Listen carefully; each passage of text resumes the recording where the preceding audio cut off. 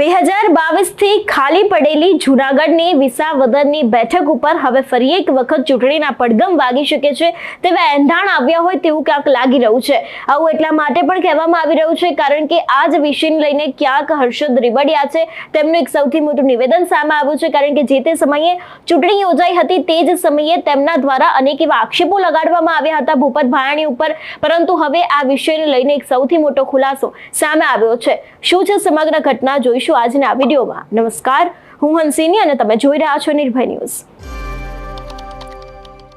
જૂનાગઢની 5 વિધાનસભા પૈકીની એક વિધાનસભા એટલે કે વિસાવદરની વિધાનસભા, આ વિધાનસભામાં ભારતીય જનતા પાર્ટીમાં જે ઉભા રહ્યા હતા ઉમેદવાર એવા હર્ષદ રીબડિયા છે તે વિધાનસભાની ચૂંટણી વખતે હારી ગયા હતા અને આમ આદમી પાર્ટીના ભૂપત ભાયાણી છે તેમને ભારતીય જનતા પાર્ટી તેની સાથે જ કોંગ્રેસના નેતાથી વધારે મત જીતીને જે વિસાવદરની બેઠક છે તે પોતાના નામે કરી હતી, પરંતુ જ્યારથી આમ આદમી પાર્ટીના ઉમેદવાર એવા ભૂપત ભાયાણી છે તે જીત્યા હતા તેની જ સામે ભારતીય જનતા પાર્ટીના હર્ષદ રીબડિયા છે તેમના દ્વારા આક્ષેપો કરવામાં આવ્યા હતા કે ચૂંટણી પરિણામમાં કઈ ગેરરીતિ થઈ છે, પરંતુ હવે આ જ આક્ષેપોને લઈને તેમના દ્વારા જે ચૂંટણીમાં પિટિશન કરવામાં આવી હતી હાઈકોર્ટમાં ચૂંટણીને લઈને તેને પાછી ખેંચી લેવામાં આવી છે। સૌથી પહેલા તો હર્ષદ રીબડિયાને સાંભળીએ કે તે આ વિષયને લઈને શું કહી રહ્યા છે।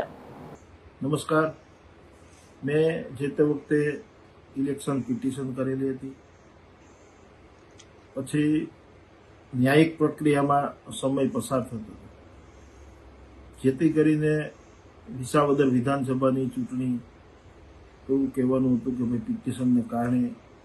લેટ થાય છે। તો મારા વિસ્તાર આ ખેતી સાથે જોડાયેલો વિસ્તાર છે, મારા છેવાડાનો ગરીબ માણસને ધારાસભ્ય વિહોણું કેમ રાખવું એટલા મેં મારા અંતરાત્માથી મને નક્કી કર્યું કે હું મારી પિટિશન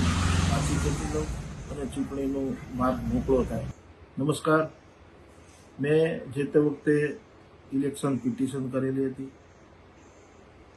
પછી ન્યાયિક પ્રક્રિયામાં સમય પસાર થતો હતો, જેથી કરીને વિસાવદર વિધાનસભાની ચૂંટણી એવું કહેવાનું હતું કે ભાઈ પિટિશનને કારણે લેટ થાય છે। તો મારા વિસ્તાર આ ખેતી સાથે જોડાયેલો વિસ્તાર છે, મારા છેવાડાનો ગરીબ માણસને ધારાસભ્ય વિહોણું કેમ રાખવું એટલા મેં મારા અંતરાત્માથી મને નક્કી કર્યું કે હું મારી પિટિશન પાછી ખેંચી લઉં અને ચૂંટણીનો માર્ગ મોકળો થાય।